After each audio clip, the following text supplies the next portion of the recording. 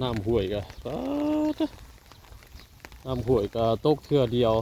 หลังจากที่ห้วยบ่ได้มีน้ำตกเทื่อเดียวขึ้นจนกลางฟัง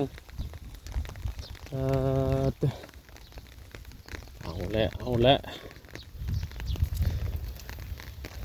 ปวดโคพี่น้องเลย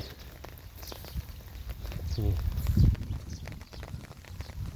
พอดีได้ให้รัดอันตอนนั้นนี่เนี่ยแต่เห็ดมายังฝนยังบ่ตกใส่อยู่ตกทีเดียวเบิ่งขี้เหนียวขี้เยอะไม่ไม่ไหลไปเบิดไม่ที่กองไว้ว่าสิไว้เห็ดลีเห็ดตอดน้ำนี่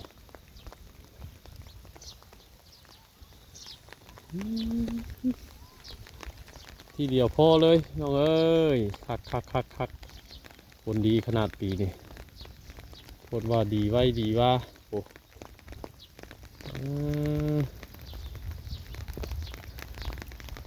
ตกทีเดียวอยู่เบิดเลยอังเลยน่าให้ใหญ่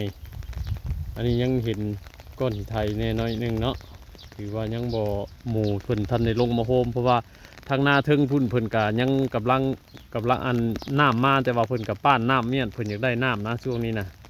ก็ยังว่าเพิ่นบ่ได้ปล่อยลงมาเบิดปานใดถ้าปล่อยลงมาเบิดนี่น่าให้ใหญ่ตัวนี้เป็นผู้เก็บน้ำเลยนี่